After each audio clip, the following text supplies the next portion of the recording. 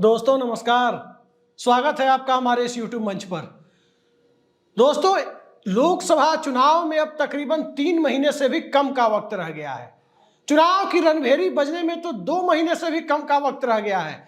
लेकिन इस दौर में जब लोकसभा चुनाव को लेकर एक तरफ माहौल को राममय बनाने की कोशिश हो रही है, एक तरह की राम पत्रकारिता आप देख रहे हैं, तो एक तरह की राम के नाम पर चलने वाली राजनीति भी देख रहे हैं। वहीं इसके दूसरी तरफ इंडिया गठबंधन और इंडिया गठबंधन की सबसे बड़ी पार्टी कांग्रेस, कुछ दूसरे दल भी नफरत के बाजार में मोहब्बत की दुकान खोलने निकल पड़े हैं। लेकिन नफरत के बाजार में मोहब्बत की दुकान खोलने का क्या इस देश के मतदाताओं पर चुनावी माहौल में कोई बहुत बड़ा असर पड़ता हुआ दिखाई देगा? क्या ये नफरत के बाजार में मोहब्बत की दुकान खोलने का एजेंडा मौजूदा दौर की सियासत को उस हद तक प्रभावित कर पाएगा जिस हद तक प्रभावित करने के कारण ही सत्ता परिवर्तन संभव है? यह सवाल एक बहुत बड़े ग्रे एरिया को छोड़कर जाता है। इतना बड़ा ग्रे एरिया, जिस ग्रे एरिया के दायरे में इस देश का सबसे बड़ा फ्लोटिंग वोटर का तबका होता है, और वही फ्लोटिंग वोटर्स नरेंद्र मोदी की सबसे बड़ी ताकत है, भारतीय जनता पार्टी की सबसे बड़ी ताकत है, आरएसएस की सबसे बड़ी ताकत है। तमाम एजेंडे राम में माहौल में एक दूसरी तरफ से किनारे किए जाने की जो कवायद है, क्या वाकई वैसे ही चली जाएगी?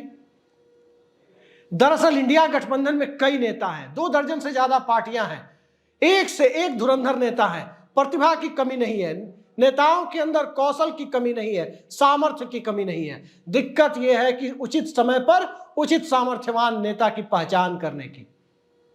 लेकिन क्या इंडिया गठबंधन ने अपने अंदर के, इस गठबंधन के भीतर के उस नेता के सामर्थ्य को खत्म कर दिया है?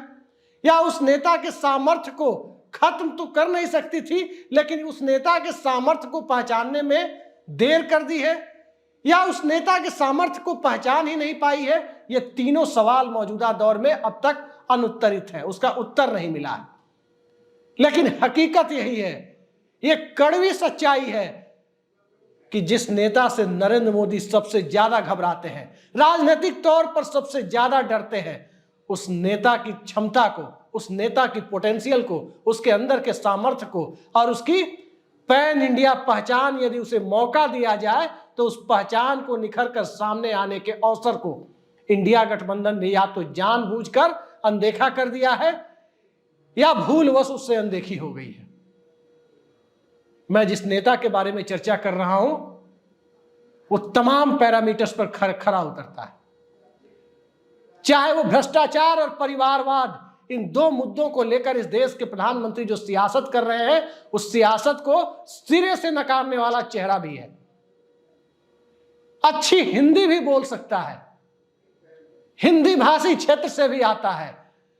चुनाव आते आते नरेंद्र मोदी, देश के मौजूदा प्रधानमंत्री, जिस प्रकार से अपनी चुनावी हिंदुत्व की लाइन से सीधे उतरकर मैं पिछड़ी जाति का हूं, मैं अति पिछड़ा हूं, मैं द्वारका से आया हूं, असली यदुवंशी हूं, मैं नीची जाति का हूं, इस शब्द के इस्तेमाल तक जब उतर जाते हैं, तो उस शब्द के इस्तेमाल के ऊपर जो सबसे बड़ी काट के तौर पर जिस नेता का नाम सामने आता है, वो तमाम क्षमताएं उस नेता और उस पार्टी से आने वाले नेता, जिसके दामन को कोई दागदार नहीं कर पाया, जिसके ऊपर आज के दौर में सियासत की, भारतीय राजनीति की उस काल कोठरी में, जिसमें जाने के बाद कई तरह के आरोप लगते हैं। सिर्फ भ्रष्टाचार का आरोप नहीं लगता, भ्रष्टाचार का भी आरोप लगता है, तो परिवारवाद का भी आरोप आजकल लगता है, और ये सारी चीजें होती भी है।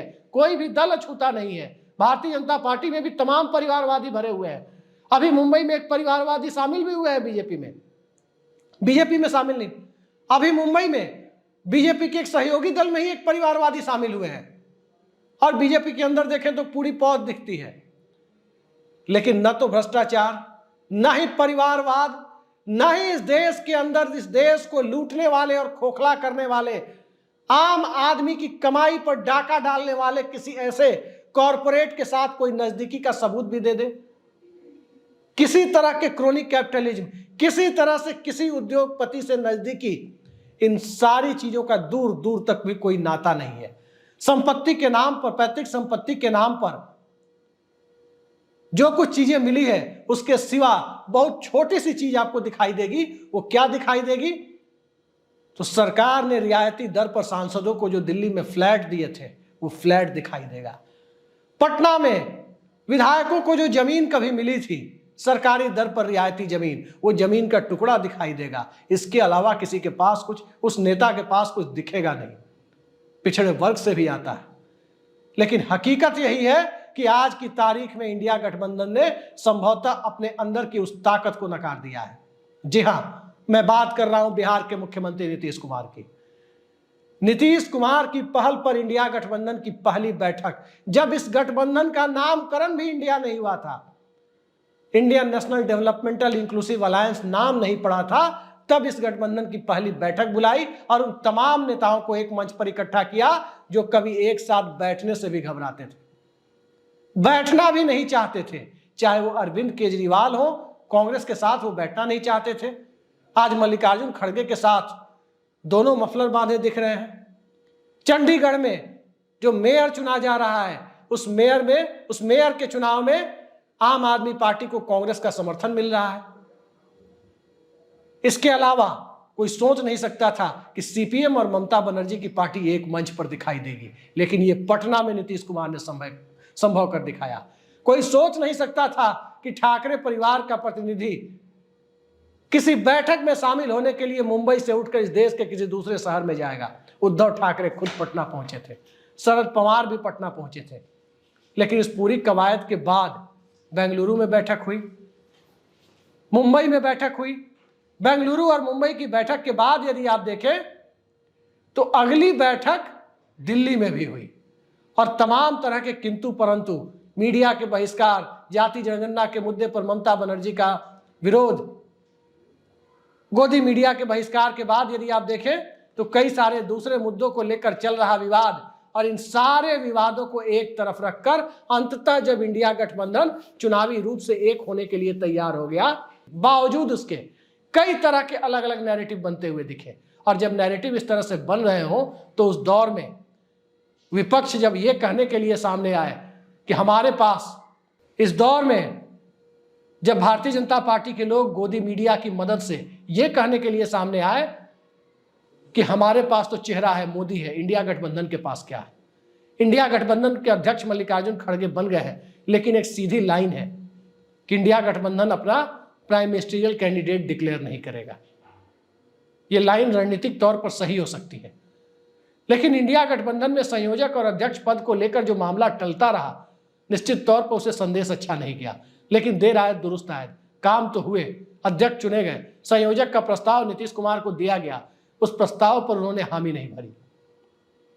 हामी इसलिए भी शायद नहीं भरी क्योंकि कई पार्टियां उस दिन बैठक में नदारद थी, और यदि नीतीश कुमार उस पर हामी भर देते तो तमाम तरह के सवाल उठते कि ममता बनर्जी इसी वजह से बैठक में नहीं थी, उद्धव ठाकरे नहीं थे, जबकि हकीकत यही है कि उद्धव ठाकरे ने ही सबसे पहले इसका इनिशिएटिव लिया कि नीतीश कुमार को संयोजक बनाया जाए।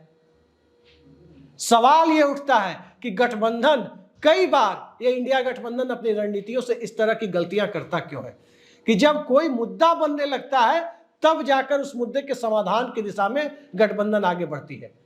निश्चित तौर पर कोई भी गठबंधन बने, कितना भी बड़ा या छोटा गठबंधन बने, गठबंधन की पार्टियों को दिल बड़ा करना पड़ता है। जब किसी ताकतवर सत्ता के खिलाफ एक मजबूत गोलबंदी की शुरुआत करनी पड़ती है तो तमाम तरह के व्यक्तिगत आग्रहों को पीछे रखना पड़ता है, लेकिन व्यक्तिगत आग्रहों को पीछे रखने में इंडिया गठबंधन कई बार, जब तक ये मुद्दा ना बन जाए, जब तक ये छीछालेदार ना हो जाए, तब तक उसको लेकर वो आगे नहीं बढ़ पाता। संयोजक का अध्यक्ष के पद को लेकर भी यही हुआ। और इस तरह के मुद्दे गोदी मीडिया को ये परसेप्शन फैलाने में, भारतीय जनता पार्टी को ये परसेप्शन फैलाने में मदद करते हैं कि इंडिया गठबंधन में एकरूपता नहीं है, गठबंधन एकजुट है। गठबंधन की एकता में कहीं से कोई दरार अब तक तो दिखाई नहीं दे रही है, और जो हालात हैं, जिस तरह से सीबीआई और ईडी का प्रकोप बढ़ता जा रहा है, उम्मीद भी नहीं है कि गठबंधन की एकरूपता में कोई कमी दिखाई देगी। लेकिन गठबंधन को जो चेहरा चाहिए था, उस चेहरे को लेकर जो कवायद चल रही थी, जिस प्रकार की उम्मीद हिंदी भाषी भारत में बांधी गई थी, उस उम्मीद पर निश्चित तौर पर 4 बैठकों के बाद और 5वीं वर्चुअल बैठक के बाद जो हालात थे और जो हालात अभी बने हुए हैं, भारतीय जनता पार्टी को कड़ी टक्कर देने की स्थिति में तो कमोबेश इंडिया गठबंधन आ गया है। राहुल गांधी की भारत जोड़ो न्याय यात्रा भी अपनी तरफ से भूमिका निभाती दिख रही है। लेकिन सवाल यही उठता है कि जो मोमेंटम बनना चाहिए था, जिस प्रकार का मोमेंटम नरेंद्र मोदी के खिलाफ बनना चाहिए था, भारतीय जनता पार्टी और आरएसएस के खिलाफ बनना चाहिए था, वो मोमेंटम अभी भी जमीन पर उस रूप में दिखाई नहीं दे रहा है जिस रूप में सत्ता परिवर्तन के लिए आवश्यक होता है। और याद रखिए, मोमेंटम हमेशा चेहरे के साथ दिखाई देता है। 77 में जयप्रकाश नारायण का चेहरा था, मोमेंटम बना। छात्र आंदोलन राजनीतिक आंदोलन में तब्दील हो गया क्योंकि एक क्रेडिबल चेहरा जेपी के रूप में मौजूद था। 89 की स्थिति और भी विकट थी क्योंकि 1988-89 के दौर में 400 से ऊपर सीटों वाली सत्ता को हिलाने के लिए इस देश के तमाम सीनियर नेताओं ने अपने व्यक्तिगत आग्रहों को और महत्वाकांक्षाओं को पीछे छोड़ दिया और तत्काल एक ऐसे नेता के साथ चलना स्वीकार किया जो राजनीति में वो बहुत जूनियर थे। चाहे अटल बिहारी वाजपेयी हो या चंद्रशेखर हो, ज्योति बासु हो या करुणानिधि हो, सबने अपने से अपेक्षाकृत काफी जूनियर विश्वनाथ प्रताप सिंह का नेतृत्व स्वीकार किया। आज जूनियर सीनियर जैसी कोई स्थिति नहीं है। आज स्थिति यह है कि नरेंद्र मोदी को भारतीय जनता पार्टी के सबसे बड़े गढ़ उत्तर प्रदेश, मध्य प्रदेश, बिहार, यानी मोटे तौर पर कहते हैं उस हिंदी भाषी भारत में जहां की 245 में से 183 सीटें बीजेपी लेकर आई है, वहां कैसे चुनौती दी जाए। हिंदी भाषी भारत में बीजेपी को 125 या 125 के नीचे रोके बिना विपक्ष इस देश में सरकार बना लेगा, केंद्र की सरकार विपक्ष बना लेगा, यह सोचना राजनीतिक तौर पर निश्चित तौर पर एक खुद को मुगालते में रखने जैसा है। क्या इंडिया गठबंधन खुद को मुगालते में रख रहा है? कौन ऐसा दल है इस इंडिया गठबंधन में जिसे ईडी के दुरुपयोग के द्वारा, और कौन ऐसा नेता है, मैं अपने दर्शकों से पूछना चाहता हूं, कौन ऐसा नेता है, हमें कमेंट बॉक्स में बताइए, जिसे या तो खुद या उसके परिवार वालों को ईडी और सीबीआई के द्वारा परेशान नहीं किया जा रहा है, और वो इंडिया गठबंधन में भी है। सिर्फ एक परिवार, एक नेता कह सकते हैं जिस तक सीबीआई ईडी की पहुंच नहीं है। ममता बनर्जी के भतीजे तक पहुंच है ईडी की। गांधी परिवार को भी ईडी ने किसी प्रकार से बदनाम करने की नीयत सही, लेकिन नेशनल हेराल्ड मामले में घेरने की कोशिश की है। और जिसकी बात आप करें, लालू परिवार की बात करें, समाजवादी पार्टी को भी कई लोग इस बात को कहते हैं कि समाजवादी पार्टी आक्रामक इसलिए नहीं होती क्योंकि कई सारे मामले खुल सकते हैं। चौटाला परिवार अलग घिरा हुआ है, शरद पवार का परिवार अलग घिरा हुआ था, उनकी पार्टी ही टूट गई। उद्धव ठाकरे की पार्टी को भी ईडी नहीं तोड़ा, ईडी की वजह से ही वो पार्टी टूटी क्योंकि जिसे भी नोटिस मिला वो सभी के सभी भारतीय जनता पार्टी के साथ राजनीतिक रूप से गलबहियां करने चले गए। एमके स्टालिन की पार्टी के ऊपर भी ईडी का प्रकोप है। लेकिन कोई बता दे, नीतीश कुमार तक ईडी पहुंची क्या? कभी ईडी ने इतना साहस जुटाया कि नीतीश कुमार को कोई समन भेज दे? कभी सीबीआई ने इतना साहस जुटाया? नहीं जुटाया। और आज की राजनीति में, मौजूदा राजनीति में ईडी जिस तक पहुंचने का सामर्थ्य नहीं रखती, ये अपने आप में बहुत बड़ी राजनीतिक ताकत है। और यदि वो व्यक्ति पिछड़े वर्ग से हो, यदि उसके दामन पर कोई दाग ना हो, चाहे भ्रष्टाचार का दाग या परिवारवाद का दाग, चाहे उद्योगपतियों के साथ गलबहियां करने का दाग या सांप्रदायिकता को बढ़ावा देने का दाग, फसाद कराने का दाग, जब ये सारे दाग जिस नेता के खिलाफ ना हो तो निश्चित तौर पर मैं फिर कहता हूं अपने दर्शकों से कि इंडिया गठबंधन में एक पार्टी का एक चेहरा बता दीजिए जिसका परिवार या जिसकी पार्टी या जो खुद सीधे सीधे जहां तक ईडी की पहुंच नहीं हो। लेकिन जिस नेता तक पहुंच नहीं है, निश्चित तौर पर इंडिया गठबंधन ने अपना समय कम से कम चेहरा को लेकर के जो कवायद चल रही है, उस चेहरे को लेकर भले ही प्रधानमंत्री उम्मीदवार घोषित ना करते, लेकिन इंडिया गठबंधन का अध्यक्ष या संयोजक बनाते समय एक बहुत बड़ी रणनीतिक चूक इस गठबंधन ने निश्चित तौर पर की है। ऐसी चूक की है जो चूक अंततः आगामी लोकसभा चुनाव में भारतीय जनता पार्टी के लिए फायदे का सौदा भी हो सकती है। देश में जो माहौल है, भारतीय जनता पार्टी की सीटें घट रही हैं, लेकिन मूल सवाल यही है कि क्या ये सीटें इतनी घट रही है जिससे भारतीय जनता पार्टी की किसी भी सूरत में सरकार बनाने की हद तक ना जाए? यह सवाल इतना बड़ा सवाल है जिसका जवाब इंडिया गठबंधन के लोगों के पास भी नहीं है, जिसका जवाब गांधी परिवार के पास, राहुल गांधी के पास भी नहीं है, मल्लिकार्जुन खड़गे के पास भी नहीं है, जिसका जवाब सपा के पास भी नहीं है, जयंत चौधरी के पास भी नहीं है, जिसका जवाब एम.के. स्टालिन के पास भी नहीं है, तो उद्धव ठाकरे और शरद पवार के पास भी नहीं है, लालू यादव और नीतीश कुमार के पास भी नहीं है, तो ममता बनर्जी और सीताराम येचुरी के पास भी नहीं है। और यही वो सवाल है जिसका जवाब ढूंढने के लिए मौजूदा दौर में दाग रहित नेता और उस नेता के उस एसेट को, उस सबसे बड़ी राजनीतिक प्रॉपर्टी को मौजूदा दौर में कैश किए जाने की जरूरत थी। लेकिन अब तक शायद इंडिया गठबंधन अपनी अदूरदर्शिता के कारण ये नहीं कर पाया। देखते हैं आगे इंडिया गठबंधन क्या करता है। जो भी होगा उस पर हमारी नजर बनी रहेगी। एनडीए गठबंधन में चाहे जितनी भी मारामारी हो, मत भूलिए कि एनडीए गठबंधन की सबसे बड़ी पार्टी सांप्रदायिकता की बुनियाद पर खड़ी है और उस बुनियाद के सहारे चुनाव लड़ती है। कब्रिस्तान वर्सेस शमशान की बात करती है, अली बनाम बजरंग बली की बात भारतीय जनता पार्टी के नेता करते हैं और माहौल को सांप्रदायिक बनाने की, कम्युनल बनाने की पूरी कोशिश करते हैं। तो कम्युनल माहौल बनाने से रोकने के लिए समाज के उस तबके से आने वाले नेता को, जिसकी आबादी हिंदुस्तान की कुल आबादी में 52% से ज्यादा है, और उस आबादी को हिंदुत्व की लाइन पर लाने में नरेंद्र मोदी जो कवायद करते रहे, उस कवायद की राह में कोई नेता रोड़ा बन सकता था तो पिछड़े वर्ग से आने वाला नेता ही हो सकता था। एक ऐसा नेता, मैं फिर कह रहा हूं, जिस पर कोई दाग नहीं हो, जिसके दामन पर कोई दाग नहीं हो और उसके एसेट को, उसके राजनीतिक एसेट को इस्तेमाल करने में इंडिया गठबंधन अब तक चूक करता रहा है। देखते हैं चूक कब तक करता रहता है और कब तक इस पर काबू पाता है। फिलहाल के लिए इतना ही। नमस्कार।